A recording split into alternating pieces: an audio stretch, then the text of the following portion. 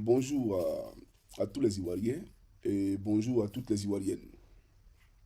J'aimerais également saluer tous les panafricains à travers le monde et saluer tous les partenaires, bien entendu, du continent africain. Les vrais partenaires du continent africain. Alors, chers amis, je suis M. Koukounian Christa Yvan, dit M. Johnny Pacheco Antonio. Et je fais cette vidéo aussi dans mon état de convalescence, c'est vrai, parce que je ne pouvais pas rester en marge de ce qui est en train de se passer actuellement dans la République du Bénin. Ce pays frère, ce pays ami qui est le Bénin. Je salue par ricochet tous nos compatriotes béninois et je salue tous ceux qui sont épris de paix, de justice et de liberté.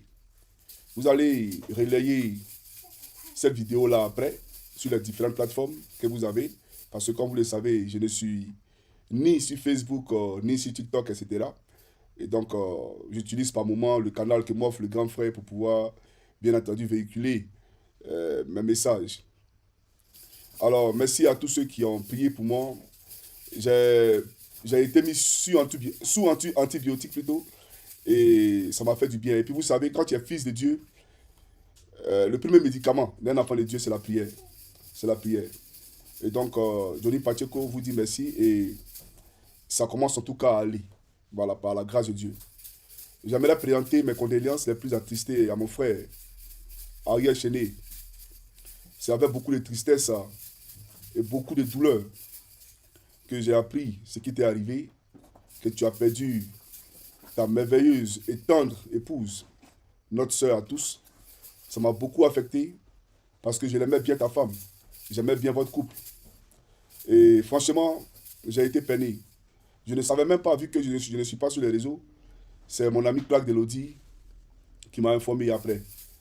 Et on m'a dit que tu as perdu ton père. Ton père qui est contraint à l'exil à cause d'Assalfo.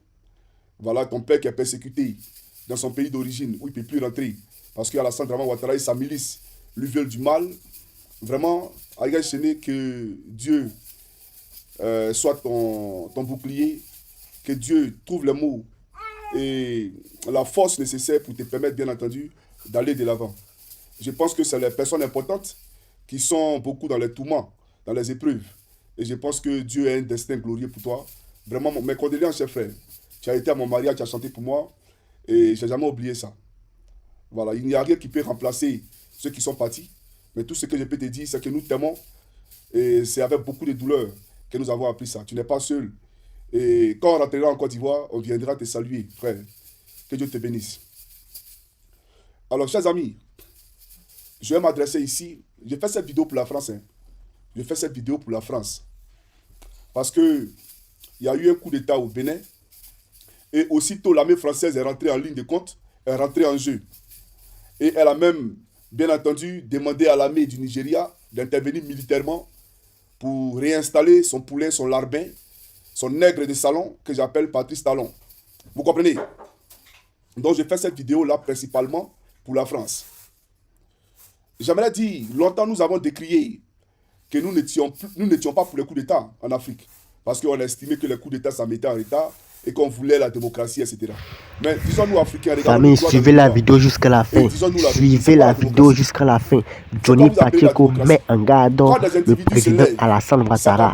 Je dis bien, suivez la vidéo jusqu'à la fin. Et quand des candidats veulent s'abouter au pouvoir pour y mourir, vous appelez ça la démocratie? Ce n'est pas la démocratie.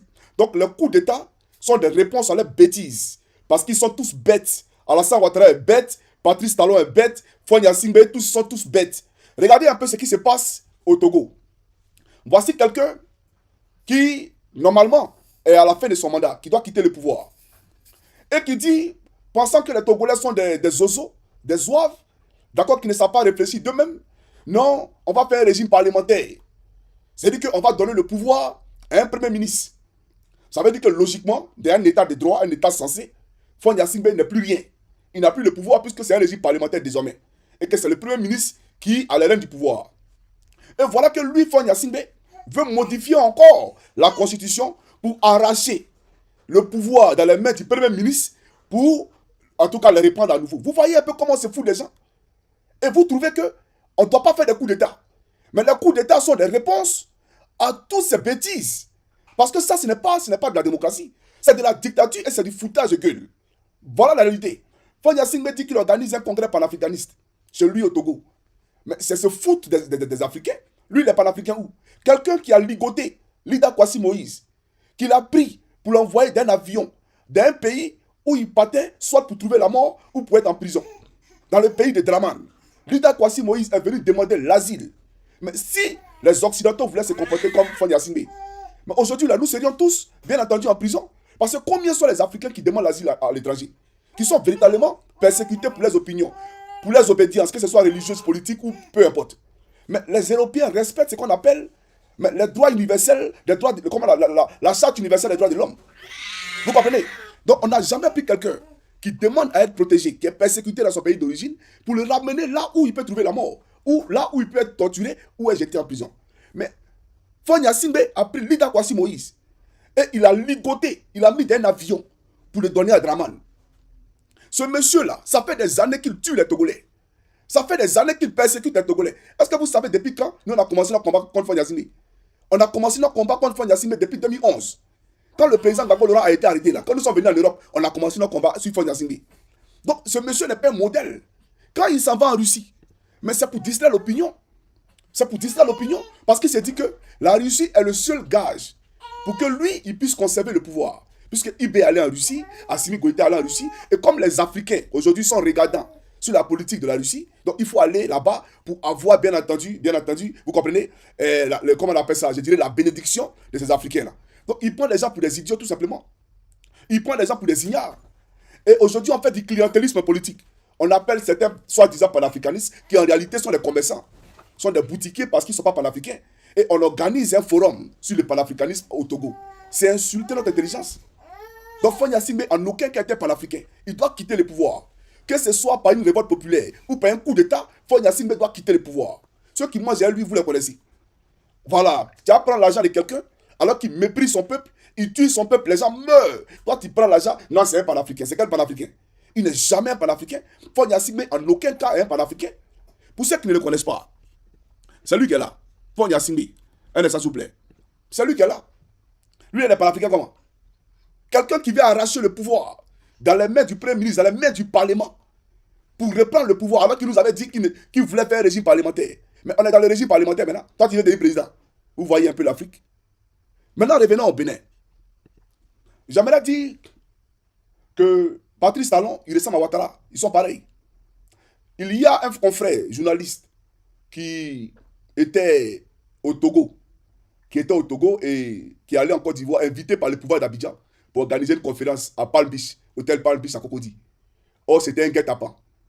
Voilà, c'était un canular. Ils ont créé tout ça pour pouvoir l'attraper dans sa chambre d'hôtel par Palo Alexandre Touré. Et ils l'ont extradé, d'accord, au Bénin. Alors qu'il n'était même plus détenteur d'un passeport béninois. C'est-à-dire que ce n'est pas avec le passeport béninois qu'il est rentré en Côte d'Ivoire. Il est rentré en Côte d'Ivoire avec un passeport de réfugié togolais. Donc, normalement, si on veut l'extrader quelque part, mais c'est au Togo. Normalement, c'est au Togo.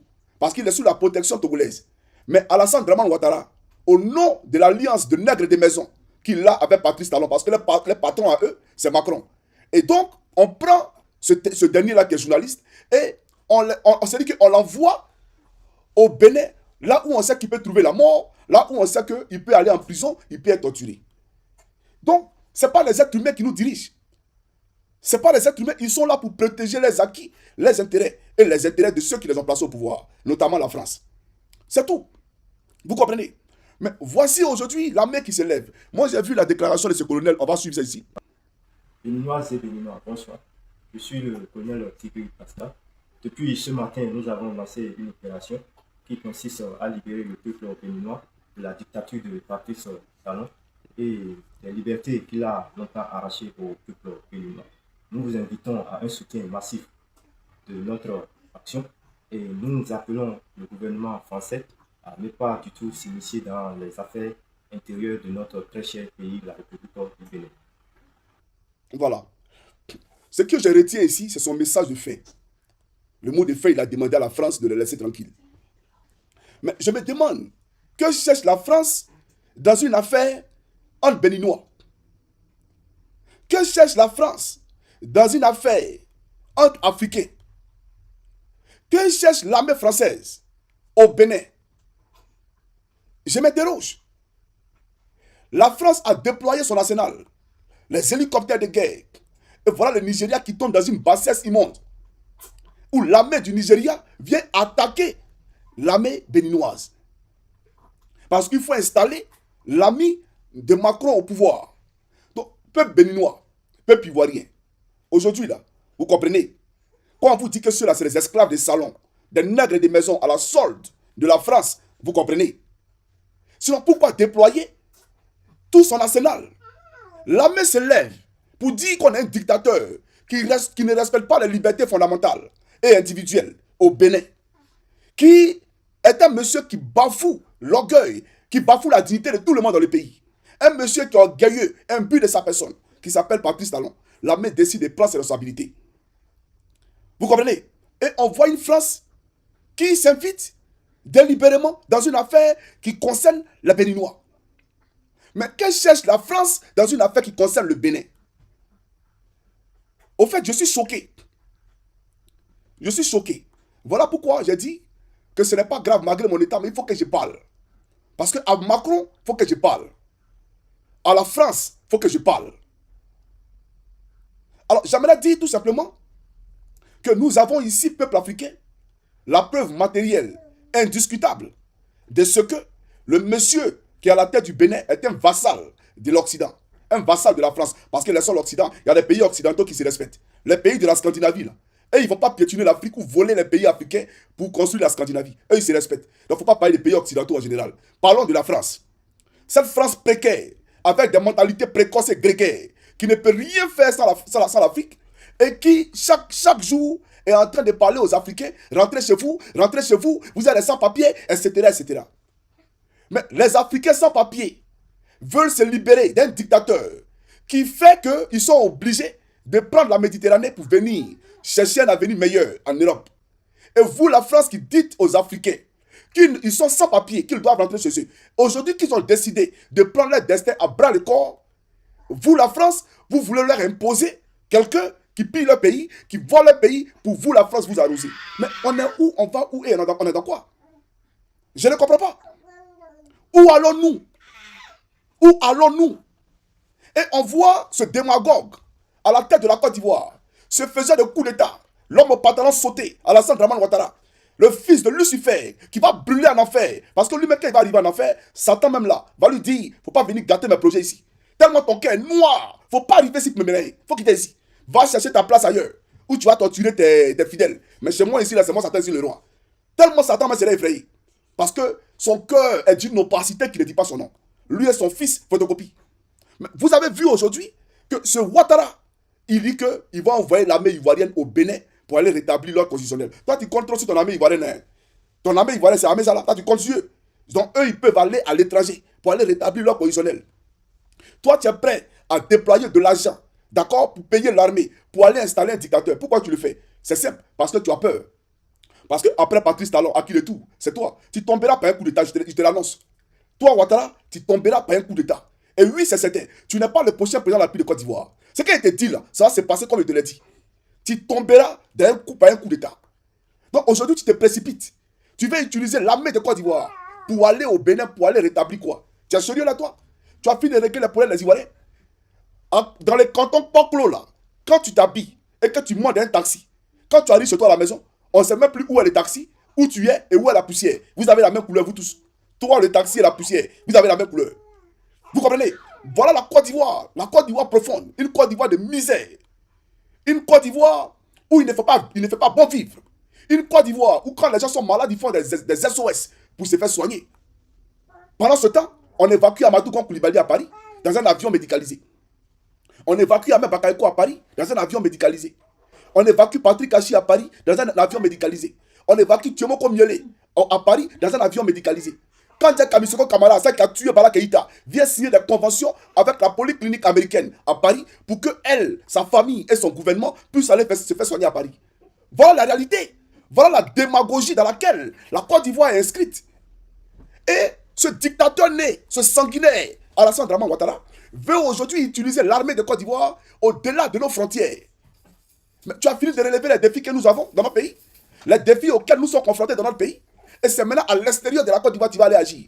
Parce que tu veux donner un message. Tu as peur. Parce que qui a le prochain? Mais tu n'échapperas pas à ton sort, Alassane Dramane Ouattara. Et toi, tu mourras, comme je te l'ai dit. Tu mourras et ton petit frère mourra. Ce n'est pas un débat. Tu vas mourir, frère. C'est ce qu'elle te dit là. Tu vas voir. Mais tu seras chez Satan quand tu vas voir ce qu'elle te dit là. Tu comprends ou pas? Quand tu vas lutter sa place et lui là-bas, là, tu vas comprendre ce qu'elle te dit. Mais écoute-moi très bien. Écoute-moi très bien. L'armée de Côte d'Ivoire a mieux à faire que d'aller régler un problème au Bénin. Parce que le problème auquel les Béninois sont confrontés, c'est le même problème auquel les Ivoiriens sont confrontés. Donc l'armée ivoirienne doit se comporter comme l'armée béninoise. Tu comprends? En te sanctionnant. C'est-à-dire que tu es stipend. C'est-à-dire qu'on doit t'écraser, toi là. On ne doit plus te voir. C'est ça la réalité. Donc, vraiment, tu es perdu, Alassane Ouattara. Tu es vraiment perdu. Tu as perdu la boule. On va aller au Bénin pour aller rétablir l'ordre. Va les attaquer. Va les attaquer. Un nègre de salon au service de Macron. Toi, tu vas aller prendre arme pour aller tuer tes frères noirs. Si les Béninois, toi, tu es Béninois. Tu es Béninois. C'est que les Béninois vivent, tu vis à eux là-bas. Maintenant, tu vas nous parler de CEDEAO. La CEDEAO, dis-moi, il n'y a quel CEDEAO qui existe? Quand les Français ou les Européens parlent de l'Union européenne, ou qu'ils parlent de Schengen, c'est-à-dire entre eux, il n'y a pas d'accord de frontières. Quand je quitte en Finlande et que je vais, d'accord, en Norvège, il n'y a pas de droit, d'accord, il n'y a pas de frontières. Bon, la Norvège même, c'est un autre cas parce qu'ils sont dans le Schengen, mais ils ne sont pas dans l'Union européenne. Mais parlons des pays de l'Union européenne. Les pays de l'Union européenne, il n'y a pas, d'accord, de contrôle, de douane entre eux. On ne dédouane pas les marchandises. Il n'y a pas de contrôle aux frontières. C'est la libre circulation et des biens et des personnes. C'est ça l'Union européenne. Mais chez vous, dans la CEDEAO, là, quand les gens se déplacent là, il n'y a pas de frais de douane. Quand les marchandises quittent au Bénin pour aller au Togo, le Togo ne dédouane pas. Quand les marchandises quittent au Togo pour aller au Ghana, les Ghanéens là, la douane ne dédouane pas. Quand les marchandises quittent au Ghana pour venir en Côte d'Ivoire, la douane ivoirienne ne dédouane pas. Même les passagers, les simples passagers, vous les raquettez comme si la nationalité là, elle s'inspirait. Quelqu'un, sa carte d'identité n'est plus d'actualité, c'est-à-dire elle est inspirée. Mais on dit qu'il n'a qu'à donner l'argent. Comme si, parce que carte d'identité là, c'est inspiré, il n'est plus ivoirien, ou il n'est plus ghanéen, ou il n'est plus citoyen de la CEDEAO. Vous ne respectez rien de la CEDEAO. Et vous pensez que vous pouvez vous lever et prendre l'armée de Côte d'Ivoire, aller au Bénin pour aller installer un dictateur. Qu'est-ce qui a marché dans la CEDEAO? Qu'est-ce qui marche dans la CEDEAO? Une CEDEAO qui est subventionnée par Paris. Mais c'est normal. Quand la France te finance, mais c'est normal qu'elle te dise ce que tu dois faire. Quand l'Union africaine elle-même est subventionnée par l'Union européenne, mais tu manges à la main de quelqu'un, et puis tu dis que tu es indépendant. Vous êtes tous des comédiens en Afrique. Vous êtes tous pathétiques et tous des démagogues en Afrique. J'aimerais vous le dire. Alors, j'aimerais dire à Alassane Dramane Ouattara, non, laisse-moi Dramane. J'aimerais dire à la France. J'aimerais dire à Emmanuel Macron, écoute-moi très bien. Il m'appelle Koukounion Chris Yvon. Le problème que j'ai vu aujourd'hui, ce n'est même pas Ouattara, il est trop petit dedans. Tu es derrière. Que ce soit la fermeture de mes comptes, tout, tu es derrière. On le sait, frère. On sait tout. C'est toi qui nous empêche de nous exprimer. Parce que notre combat, ce n'est pas Ouattara. Ouattara, il est trop petit dans notre combat. Notre combat, c'est toi. C'est toi qui vole la Côte d'Ivoire. C'est toi notre combat. J'aimerais te dire à toi, Macron, de la manière que tu es prêt à mourir pour les Français, là, de la manière que tu es prêt à faire tout ça de compromis pour les Français, c'est comme ça que nous, on est prêt à mourir pour la Côte d'Ivoire. Macron, j'aimerais te dire, de la manière que quand les bébés naissent, et puis ils ont des biberons en or en France, là, c'est comme ça on voudrait qu'en Côte d'Ivoire, nos bébés naissent avec des biberons déjà préparés en or aussi, même en diamant. Il n'y a pas que toi qui aimes les belles choses. Il n'y a pas que les Français qui aiment les bonnes choses. Nous aussi, on veut les bonnes choses et on aime les bonnes choses. Nous disons que l'époque où nos parents mouraient par manque de moyens, c'est terminé. Nous disons que l'époque où les Libanais avaient, bien entendu, une hégémonie sur, d'accord, l'économie de notre pays, c'est terminé. J'aimerais même ouvrir une parenthèse pour dire aux Libanais. Tu es Libanais, tu dis que tu as acheté terrain en Côte d'Ivoire. Tu es Libanais, tu dis que tu as acheté, je ne sais pas quoi en Côte d'Ivoire. J'aimerais te dire, d'un futur très proche, quand Dramane tombera, on ne va même pas te restituer 5 francs d'un terrain que tu as acheté. Mais ça te sera arraché. On va t'arracher le terrain sans te restituer 5 francs. Tous les citoyens libanais qui sont en Côte d'Ivoire, qui disent qu'ils sont citoyens ivoiriens, vous serez déchus de votre nationalité. Vous n'aurez pas la nationalité ivoirienne. Parce que moi, je préfère même qu'on donne la nationalité à un citoyen français. Parce que la France donne la nationalité aux Ivoiriens. Je préfère qu'on donne la nationalité à un citoyen américain ou à un citoyen scandinave. Parce qu'en Scandinavie, ici, nous sommes nombreux à avoir acquis, d'accord, obtenu la nationalité des Scandinaves. Mais chez vous, au Liban, non seulement vous ne donnez pas vos papiers à quelqu'un qui est en train de m'appeler, non seulement vous ne donnez pas vos papiers à quelqu'un, Rakas, Royko, Antamoulé.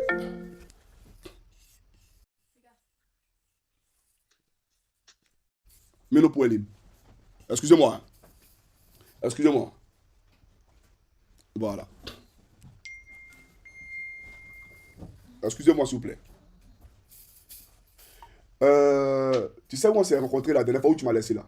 Voilà, faut venir là, s'il te plaît. Mais je suis en train de faire une vidéo, faut pas m'appeler maintenant. Si tu es là, faut m'envoyer un message, s'il te plaît. Désolé. J'aimerais dire aux Libanais, écoutez-moi très bien, l'ambassade de Côte d'Ivoire au Liban sera fermée. Parce que la Côte d'Ivoire est un pays trop sérieux, un pays trop respectable, trop important pour avoir une ambassade au Liban. C'est quoi l'intérêt là-bas? C'est quoi l'intérêt d'ouvrir une ambassade chez vous? J'aimerais savoir. Quand vous allez nous expliquer ça, on verra. Mais il n'y aura plus d'ambassade de Côte d'Ivoire au Liban.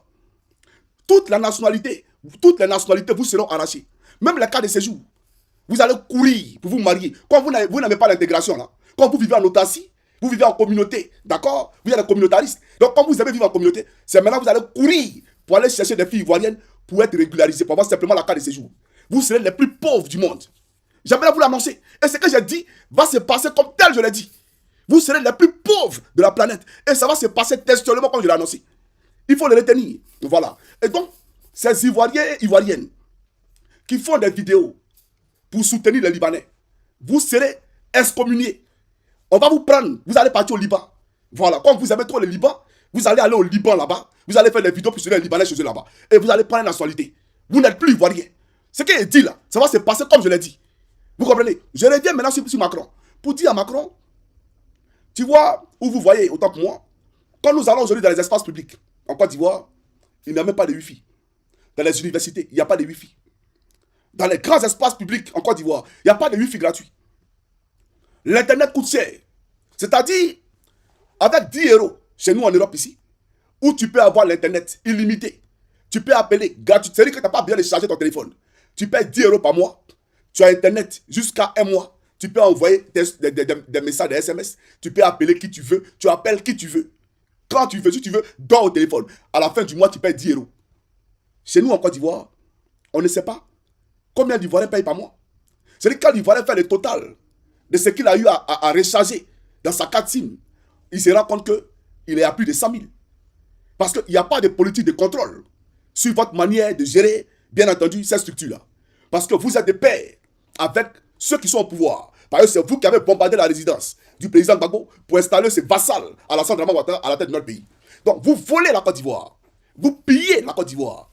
Et on vole les Ivoiriens dans la télécommunication. Et le pouvoir est là, le pouvoir ne dit rien. On a vu ici ce pneu Michelin là. Il s'appelle quand même là, Gon Koulibaly, lui qui s'est fait appeler porte-parole du gouvernement, AMS, qui est venu défendre l'indéfendable, qui est venu défendre une multinationale étrangère de télécommunications françaises au détriment du peuple de Côte d'Ivoire. Sur une antenne dite ivoirienne, il défend la France. Vous comprenez? C'est pour vous dire à quel point nous sommes en danger dans notre pays. Donc, c'est terminé. L'époque où l'Ivoirien ne savait pas combien il consommait par mois, c'est terminé. Vous là, votre compagnie sera fermée. Maintenant, si on est trop gentil, on va permettre à plusieurs compagnies d'être opérationnelles sur le territoire ivoirien, de façon à ce que les Ivoiriens, eux seuls, dans leur souveraineté, choisissent l'opérateur de leur choix, en fonction du prix de l'opérateur. Mais désormais, ils sauront combien dépenser par mois pour avoir l'Internet.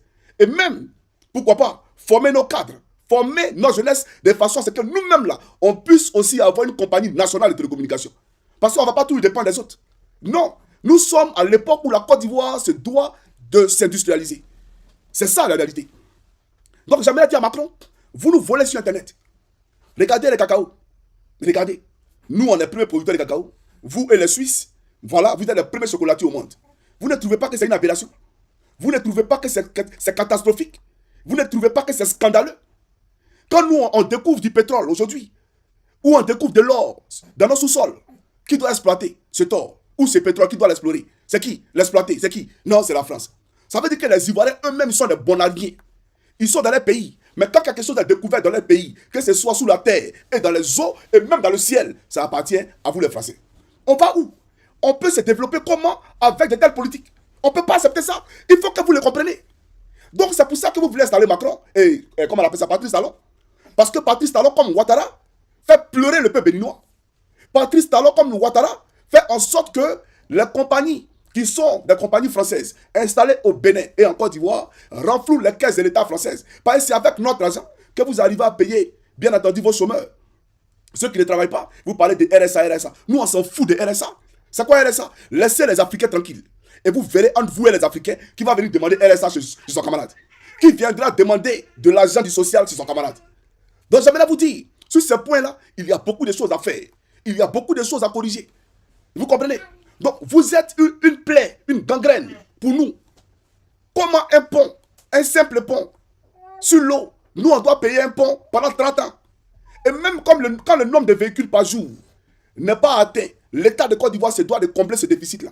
Je parle du troisième pont que vous appelez Henri Konan Bédié. Ce n'est pas le pont Henri Konan Bédié. N'insultez pas la mémoire de Bédié. Dites le pont Macron. Le pont appartient à Macron. Le pont appartient à la France. Si les Ivoiriens doivent payer pour ce pont. C'est ça la réalité. Donc le pont ne nous appartient pas. Vous volez la Côte d'Ivoire. Vous volez notre pays. Vous volez tout. Et on ne veut plus de ça. Et ce que vous allez faire, vous allez avoir complot ici. Prenez-moi, mettez-moi en prison, si vous voulez. Prenez la clé là, jetez dans la mer. Mais garde à vous. Garde à vous. Si un poisson a avalé la clé et que un ami ou bien quelqu'un a pêché le poisson et qu'il a été éventré et qu'on a retrouvé la clé et je sortais de prison, dès qu'il y a même un pied en Côte d'Ivoire, tout ce qu'il a dit là, ça va se passer comme je l'ai dit. Voilà qu'on en était pour. Et puis, voilà des gens qui viennent, on va rétrocéder le camp du 43e Bima à l'armée ivoirienne. L'armée française qui devait partir là, elle est où? Montrez-nous le départ de l'armée française. Montrez-nous le départ de l'armée française jusqu'aujourd'hui. Aucun départ. Aucun départ. J'aimerais dire à nos frères de l'AES, la création de votre monnaie, elle est tarde. Elle est tarde. Parce qu'on ne peut pas être un pied dedans, un pied dehors. Un pied dedans, un pied dehors. C'est 2 pieds dedans ou c'est 2 pieds dehors. C'est ça la réalité. C'est 2 pieds dedans même. Vous avez une même monnaie qui est imprimée en chamalière, en France. Cette monnaie-là, elle est contrôlée par l'État français. Tous les pays qui utilisent cette monnaie-là payent des impôts à l'État français, au trésor français. Et vous le savez très bien. Et vous continuez de manger cette monnaie. Une monnaie qui n'est pas convertible, qui n'est pas reconnue. Vous comprenez? Moi, j'ai un billet de 10 euros que vous voyez ici. Ce 10 euros finlandais, si je le prends et que je vais en France, je n'ai pas besoin de l'échanger. Je n'ai pas besoin de le convertir. Je donne à une friperie ou bien peu importe, ils vont prendre. Parce que l'euro qui est mangé en France passe en Finlande, passe en Allemagne, passe dans tous les 28 pays de la zone euro. Mais chez nous en Côte d'Ivoire, on a le CFA de la zone de l'Afrique de l'Ouest, de la CEDEAO. Il y a le CFA de l'Afrique centrale, donc du CEMAC. Et il y a le CFA des Comores. Et tous ces CFA-là ne sont pas convertibles. Ça veut dire, avec le CFA de la Côte d'Ivoire, tu ne peux pas aller au Bénin et au Cameroun et puis payer avec le CFA de la Côte d'Ivoire. Pourtant, c'est le même CFA. Et c'est la France qui fabrique ce CFA-là. Mais ils ont mis une barrière pour ne pas que les pays africains puissent commercer entre eux. Voilà, parce que si vous commercez entre vous, s'il y a des voies ferroviaires, etc., votre développement, bien entendu, va s'accentuer. Ils ne veulent pas de ça. Ils ont mis une barrière. Le seul pays au monde habilité à changer le franc CFA, c'est la France. Mais elle le change comment? Seulement par transaction bancaire. Seulement par transaction bancaire. Ça veut dire que tu prends ton CFA, malgré que la France fabrique la monnaie. Tu arrives à l'aéroport Roissy Charles de Gaulle avec tes CFA, ça va pourrir dans ta poche. Tu vas au coin d'échange à l'aéroport, tu veux chercher ton CFA, c'est pas à eux que tu t'adresses, parce qu'ils ne reconnaissent même pas cette monnaie-là. Voilà le vol dans lequel nous sommes. Et vous voyez, comme votre monnaie n'est pas reconnue, votre monnaie africaine, comme elle n'est pas reconnue, vous avez des matières premières que vous avez envie de vendre, que vous devez vendre pour la suivi de vos États. Et donc, quand vous voulez vendre dans le seul pays au monde habilité à faire, d'accord, la négociation, à marchander entre vous et ceux qui veulent acheter vos produits, c'est la France. Et donc, ces démarcheurs-là, qui sont les Français, ils ont 55% sur tous les produits que vous allez vendre. Est-ce que vous comprenez ce qu'elle dit? Ça veut dire que quand tu veux vendre ton cacao aux États-Unis, c'est eux qui vendent ça pour toi. Et ils ont 55% d'office sur tous les produits d'exportation. Mais la France a colonisé combien de pays? Plus de 14 pays africains. Et imaginez 14 pays africains qui, bien entendu, exportent les matières premières. Et c'est la France qui vend. Et sur chaque, d'accord, transaction, elle a 55%. Maintenant, les autres pourcents 45 là, elle fait quoi? Elle ne vous donne pas.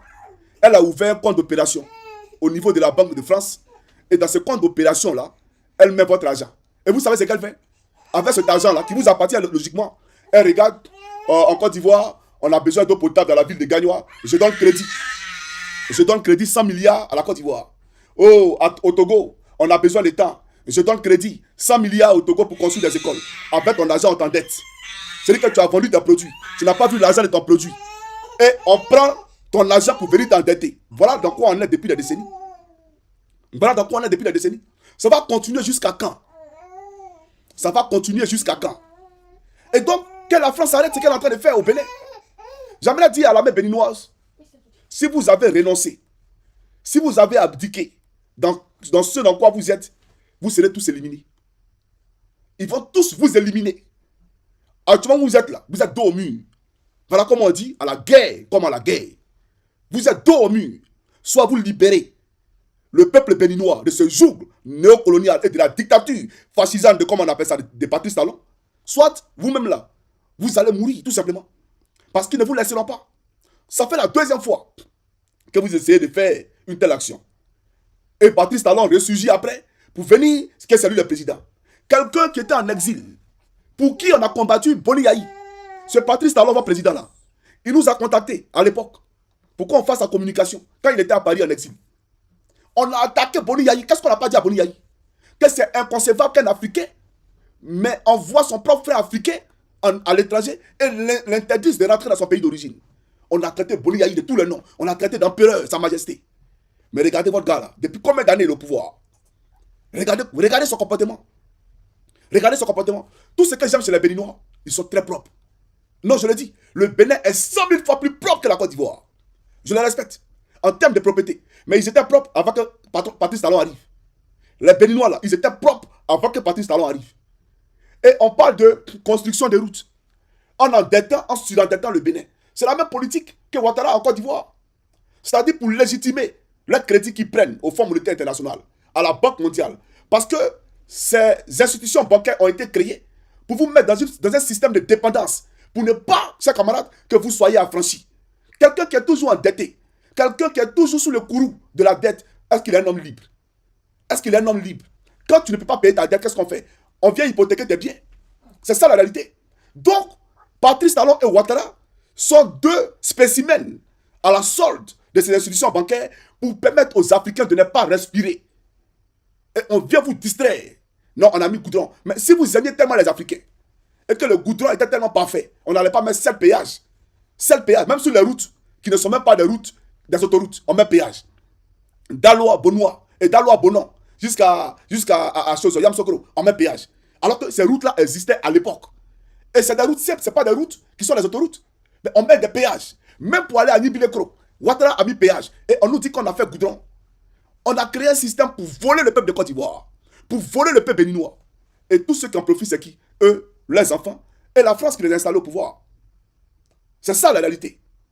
Donc, j'aimerais dire aux Béninois, il faut soutenir votre armée. C'est vrai qu'on a dit qu'on n'est pas pour le coup d'État. Mais les coups d'État sont aussi conditionnels. Les coups d'État ne sont pas seulement militaires. Les coups d'État sont aussi conditionnels.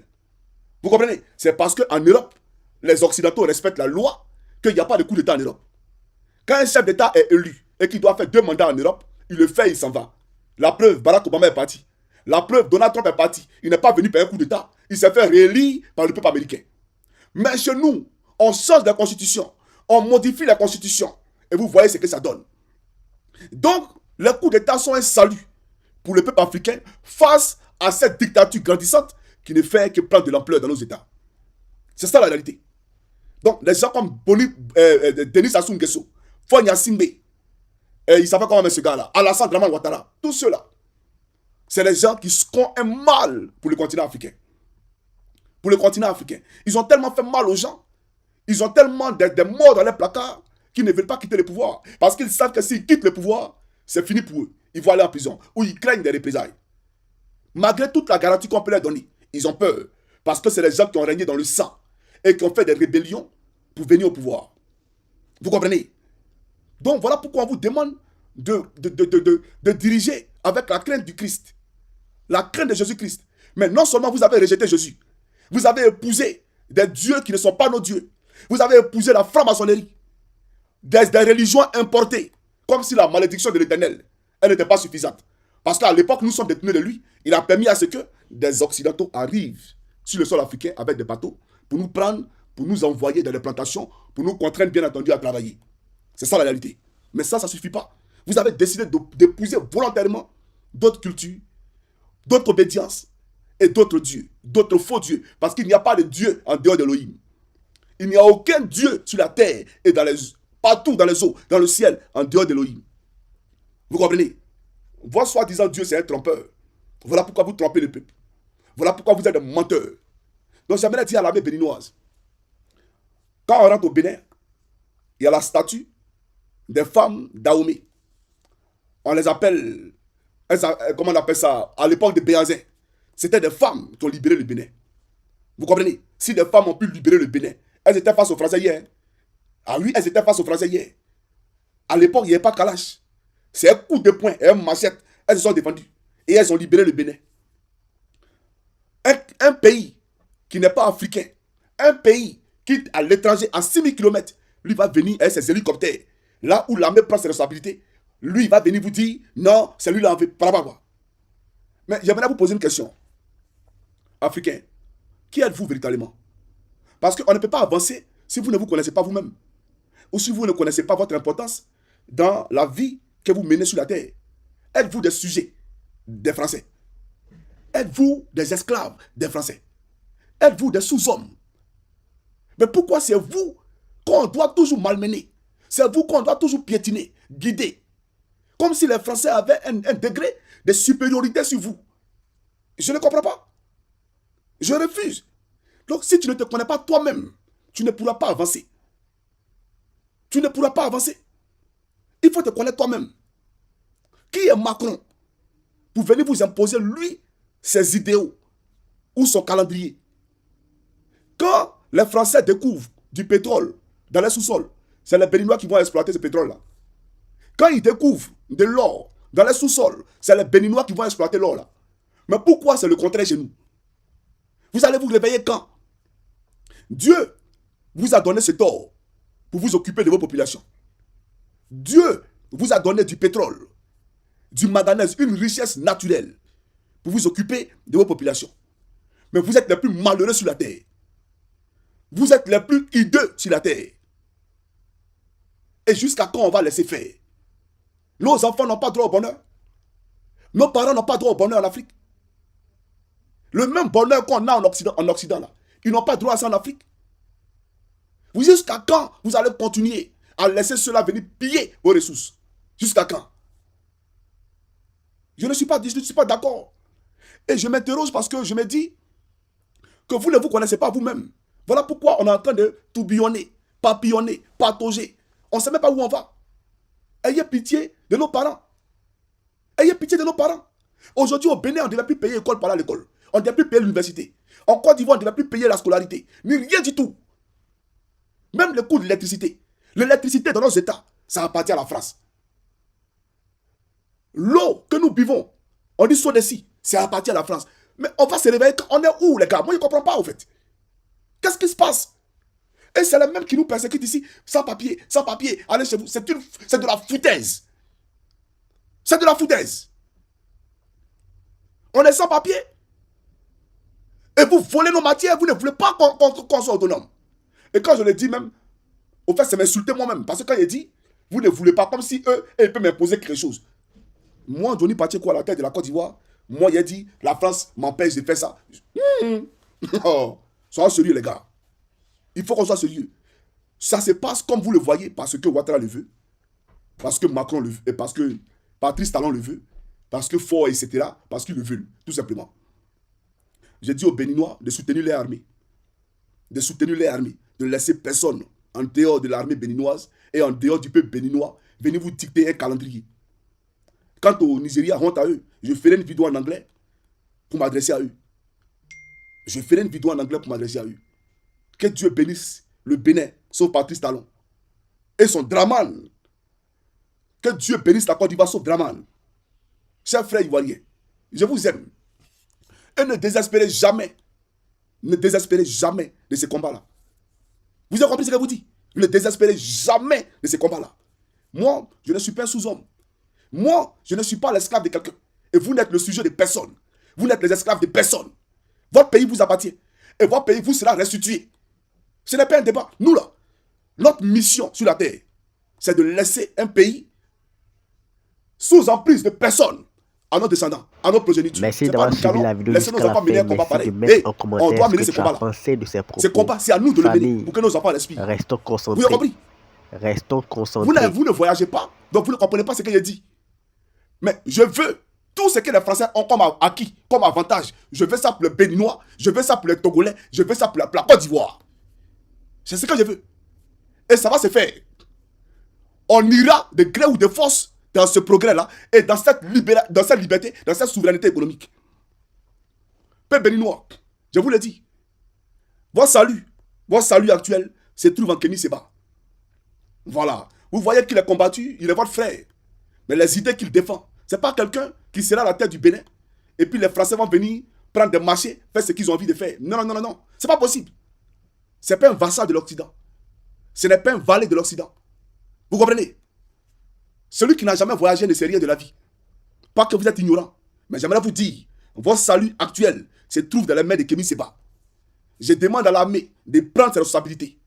Et il est temps que l'armée en Afrique vienne bien entendu pour tamiser. D'accord? Pour purifier ce continent-là. De façon à ce que les Africains puissent renaître véritablement de nouveau. Je vais m'arrêter là. Que Dieu bénisse la Côte d'Ivoire et le Bénin, sauf Talon et Draman. Que Dieu bénisse la France, sauf Macron. On est ensemble les gars, portez-vous bien. Ciao, ciao.